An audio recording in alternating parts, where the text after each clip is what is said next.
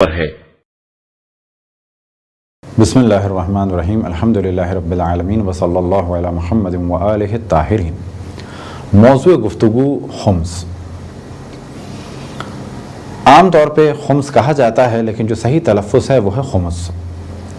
اگر کسی چیز کو دو حصوں میں تقسیم کیا جائے، یعنی دو برابر حصوں میں تقسیم کیا جائے، تو ان میں سے ایک حصے کو کہا جائے گا نصف۔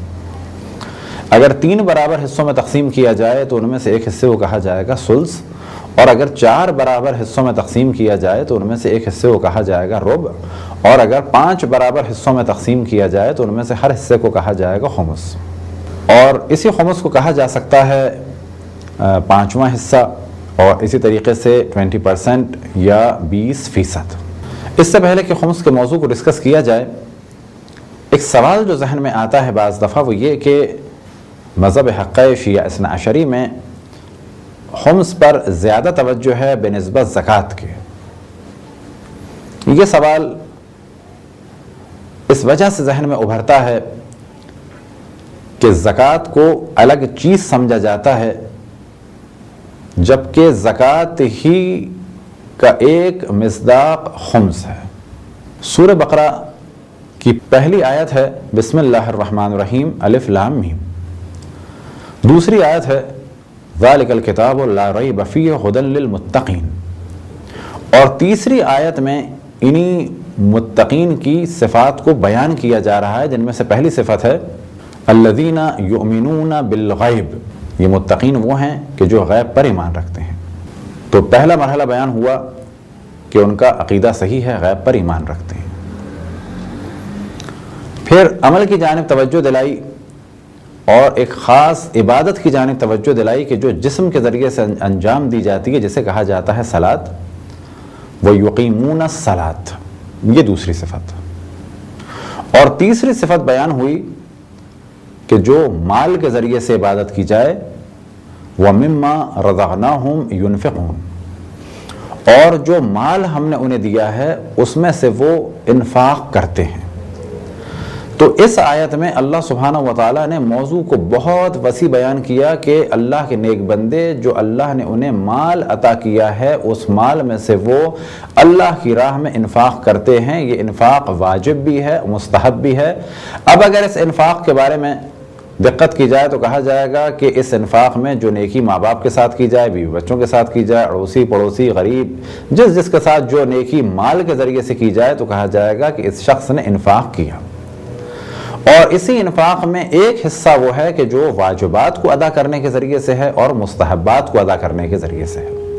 تو یہ آیت وَمِمَّا رَزَقْنَاهُمْ يُنْفِقُونَ بہت ہی وسیع مفہوم رکھتی ہے اقتصادی اعتبار سے، کہ مومنین کی ایک صفت یہ ہے کہ جو مال اللہ سبحانہ وتعالیٰ نے دیا ہے اس مال کو وہ اللہ کی راہ میں دیتے ہیں۔ اب آپ کی توجہ دلاتے ہیں سورہ مائدہ کی آیت نمبر 55 کی جانب، کہ ارشاد خداوند تبارک و تعالی ہے انما ولیکم اللہ ورسولہ والذین یقیمون الصلاۃ ویؤتون الزکاۃ وہم راکعون، کہ بتحقیق تمہارا ولی اللہ ہے اور اس کا رسول ہے، اور وہ ہیں کہ جو حالت رکوع میں، اور وہ ہیں کہ جو نماز قائم کرتے ہیں اور حالت رکوع میں زکوٰۃ دیتے ہیں۔ اب اگر پہلی آیت پر آپ دقت کریں تو وہاں پر وسیع مفہوم ہے انفاق کا، اور سورہ مائدہ کی آیت نمبر 55 میں مفہوم ہے خاص زکوٰۃ کا۔ انفاق میں جو بھی مال دیا جائے اللہ کی راہ میں وہ سب انفاق ہے۔ اب اس آیت میں مفہوم تھوڑا سا محدود ہو گیا، وَيُؤْتُونَ الزَّكَاةَ وَهُمْ رَاكِعُونَ۔ اب یہ آیت مولا امیر المؤمنین کی فضیلت میں نازل ہوئی، یہ ایک بالکل ایک الگ موضوع ہے، اور اسی آیت سے امامت کو بھی ثابت کیا جاتا ہے۔ لیکن اس وقت ہماری گفتگو کا موضوع ہے کہ مولا امیر المؤمنین نے تمام مفسرین شیعہ اور سنی کے بقول حالت نماز میں صدقہ دیا تھا۔ تو معلوم یہ ہوا کہ زکوٰۃ میں صدقات بھی شامل ہیں۔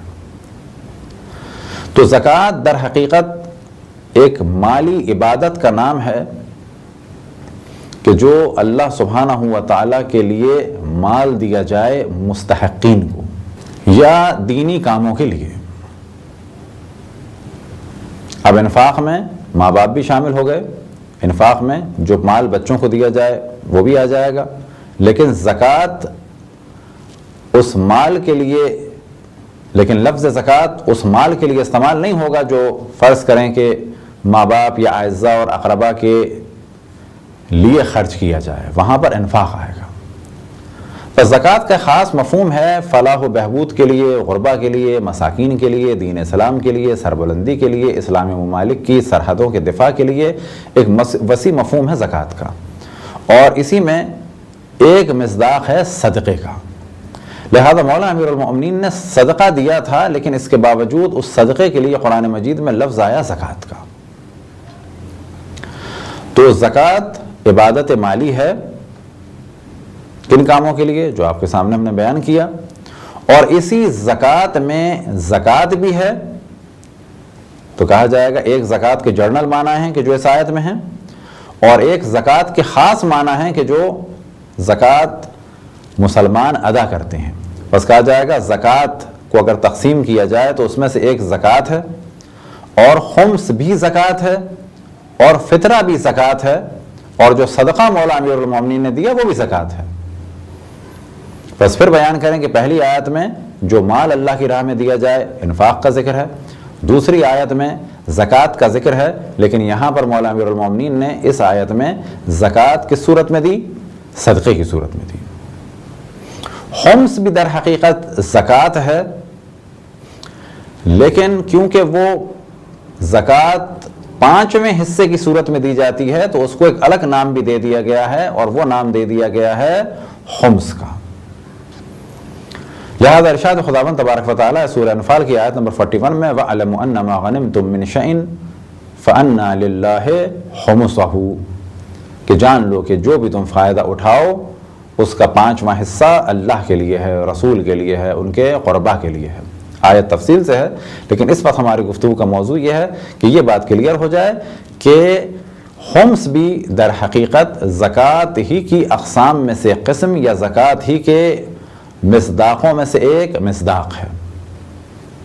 اب یہ کہنا کہ شیعہ زکوٰۃ نہیں دیتے یہ بالکل غلط ہے، ہمارے یہاں زکوٰۃ کی بحث تفصیل سے ہے، جو زکوٰۃ کا منکر ہو جائے وہ دین سے خارج ہو جائے گا۔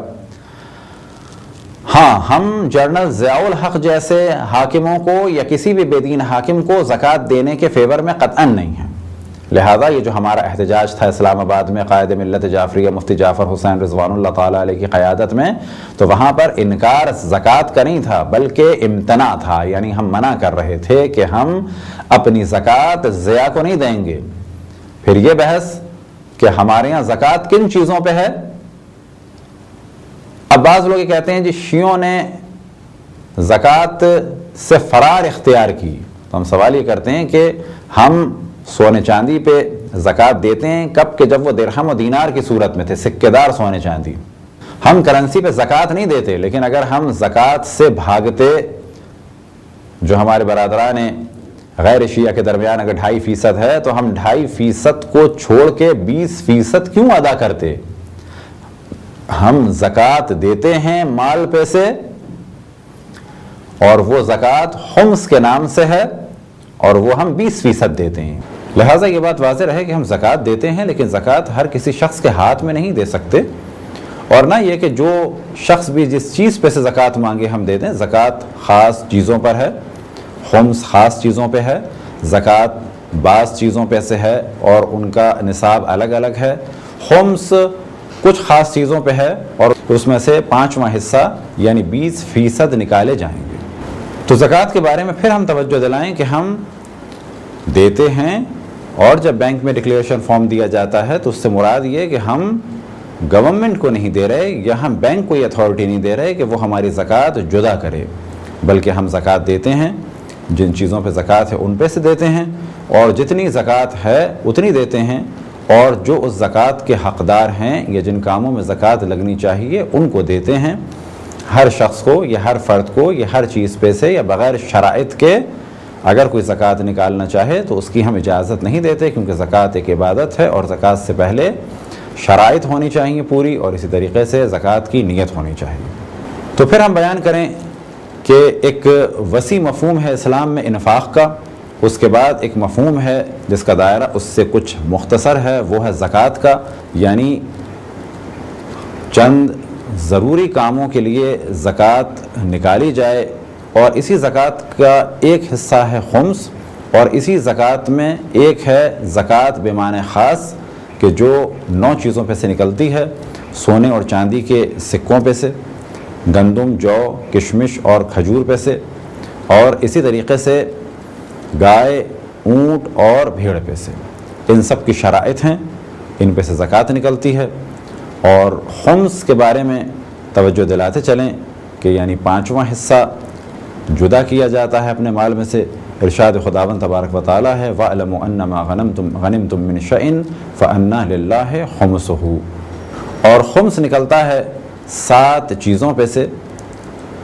اب یہاں پر ایک گفتگو یہ بھی آتی ہے کہ یہاں پر اس آیت میں غنمتم لفظ استعمال ہوا، تو غنمتم سے مراد آیا مال غنیمت ہے؟ تو کہا جائے گا مال غنیمت بھی ہے، اور ساتھ میں جیسا کہ بہت سارے مفسرین نے، شیعہ اور سنی، اسی طرح سے لغوی حضرات نے توجہ دلائی کہ غنمتم بمعنی ربحتم، یعنی جو بھی تم فائدہ حاصل کرو۔ ان فوائد میں سے جو سب سے زیادہ اہم فائدہ جو عموماً حاصل کیا جاتا ہے وہ ہے آمدنی، کاروبار اور نوکریوں کے ذریعے سے، اور اسی طریقے سے دوسری چیز کہ جس پر سے خمس نکالنا واجب ہے وہ ہے اگر کسی کو خزانہ ملے، یا اگر کسی کی معدن ہو یعنی کان ہو، تو نمبر 3 کان، اور نمبر 4 اگر کوئی غوطہ لگا کے سمندر کی تہ سے کچھ چیزیں نکال کے لائے، جواہرات یا عنبر ہو یا ایسی قسم کی اور چیز ہو، تو اس پہ سے خمس واجب ہے۔ اسی طرح سے مال حرام میں مل جائے، حلال مال حرام میں مل جائے، اس پہ سے خمس ہے۔ اسی طریقے سے مال غنیمت پہ سے خمس ہے، اور اسی طریقے سے وہ زمین کہ جو ایک کافر ذمی ایک مسلمان سے خریدے تو زمین پہ سے خمس نکالنا ہوگا۔ تو یہ 7 چیزیں ہیں کہ جن پہ سے خمس نکلتا ہے۔ اب انشاءاللہ ان 7 چیزوں کے بارے میں تفصیل سے گفتگو ہوگی۔